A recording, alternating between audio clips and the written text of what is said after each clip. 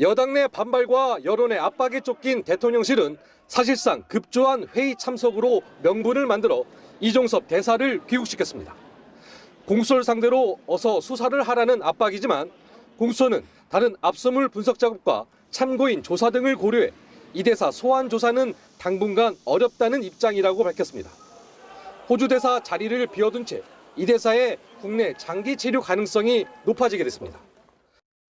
공수처는 이종섭 장관이 지난해 7월 31일 오전 해병대 수사단의 수사 결과 발표와 경찰 이첩 보류를 지시하기 전에 가입자명이 대통령실로 돼 있는 일반 전화로 걸려온 전화를 받은 내역을 확보했습니다.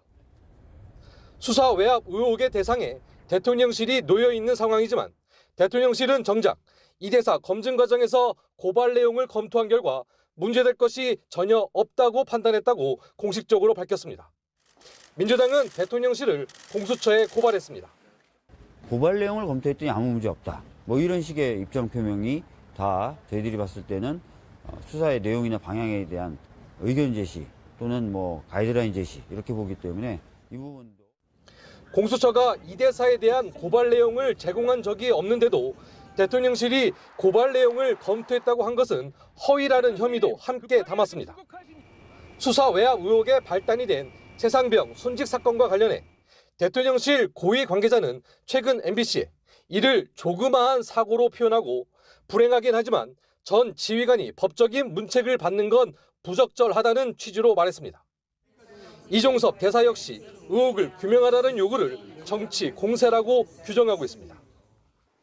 대통령실은 일단 이 대사를 귀국시킨 것으로 일단락시켰다는 입장이지만 그날 대통령실에서 걸려온 전화의 발신자와 내용이 무엇이었는지에 대한 규명은 여전히 필요합니다. MBC 뉴스 강현서입니다. 이종섭 호주 대사 변호인은 고위공직자 범죄수사처에 모든 국내 일정을 공개하고 소환 조사를 요청했습니다. 출국 금지를 연장하며 충분한 준비 기간이 있었으니 당연히 소환 조사를 진행할 것으로 기대한다며 공수처를 압박했습니다. 다만 공수처는 검토하겠다고만 밝혔을 뿐 조사 시점에 대해선 답하지 않았습니다. 해외에 머물던 수사 대상이 귀국해 자신을 조사하라고 요구하는 상황은 더불어민주당 전당대회 돈봉투 사건 수사 때와 비슷합니다. 의혹의 정점이던 송영길 전 대표는 작년 4월 수사가 본격화돼 여론이 악화되자 연구교수 자격으로 머물고 있던 프랑스에서 자진 귀국했습니다. 이후 두 차례 검찰청에 자진 출석하며 시위를 벌였지만 당시 검찰은 부르면 그때 나오라며 면담도 거부하고 문전박대했습니다. 본인이 다급하시더라도 절차에 따라서 다른 국민하고 똑같이 대응하시면 될 문제 같습니다. 검찰은 압수수색 등 본격적인 수사 착수 8달 만에야 송 전 대표를 소환 조사했습니다. 공수처가 국방부와 해병대를 압수수색한 지 이제 2달 남짓 지났고 아직 압수물 분석도 끝내지 못한 상황입니다. 더구나 국방부와 해병대 핵심 인물 조사도 전혀 이뤄지지 않은 상황이어서 바로 정점인 이 대사를 조사할 가능성은 극히 낮습니다. 앞서 공수처는 수사라는 게 갑자기 속도를 높여 전력 질주할 수 있는 게 아니라며 여권의 신속한 수사 요구에 대해 선을 그은 바 있습니다. 이 대사가 일단 휴대전화 분석을 참관하는 등 일부 절차가 진행될 수도 있습니다.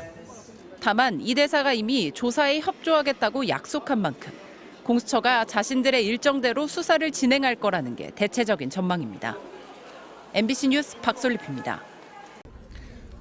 외교적인 문제 충분히 감안한 상태에서 민심에 순응하기 위해서 이종섭 대사가 귀국했죠. 그런데 조금 전에 공수처는 조사 준비가 안 됐다는 얘기를 했더라고요. 저는 잘못 본 줄 알았습니다. 이 정도면 총선 앞에 정치 공작에 가까운 겁니다.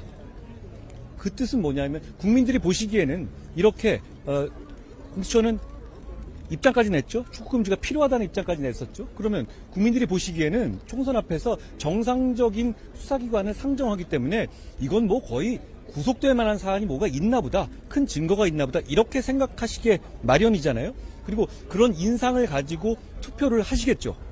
그런데 실상이 부르지도 못하겠다는 거잖아요. 그러면 지금까지 이걸로 인해서 우리 국민들이 받은 나쁜 인상들은 다 어떻게 할 겁니까?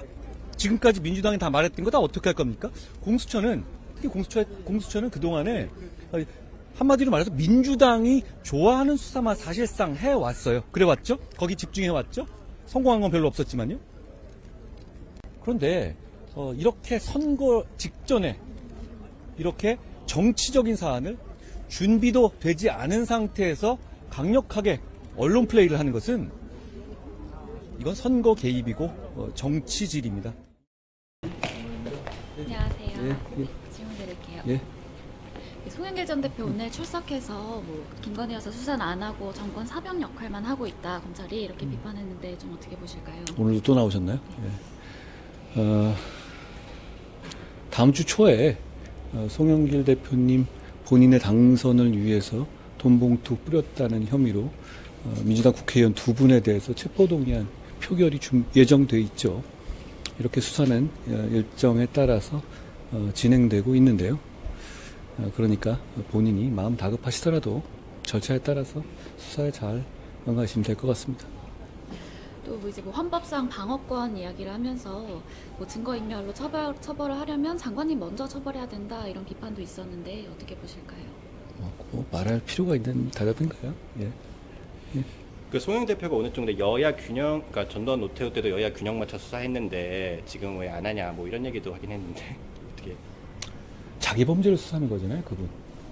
자기 범죄를 수사하는데 여야 균형에 뭐 전노까지 끌어들일 만큼 뭐 그럴 만한 상황인가요? 국민들께서 그렇게 보시지 않을 것 같은데. 네. 그 이원석 예전에 그 돈봉투 이영렬 지검장하고 돈봉투 사건의 예를 들면서 이거와 같은 사건인데 그때도 처벌했어야 하는 거 아니냐라는 말을 또 하셔가지고. 같아 보이십니까? 선거에서 돈봉투 돌리는 거하고 이게 같아 보이시나요? 네. 그러니까 본인이 다급하시더라도 뭐 이거저거 갖다가 끌어붙이실 게 아니라 지금 본인한테 본인을 위해서 돈봉투 돌린 혐의로 지금 국회의원들이 체포동의안까지 올라가 있잖아요. 절차에 따라서 다른 국민하고 똑같이 대응하시면 될 문제 같습니다.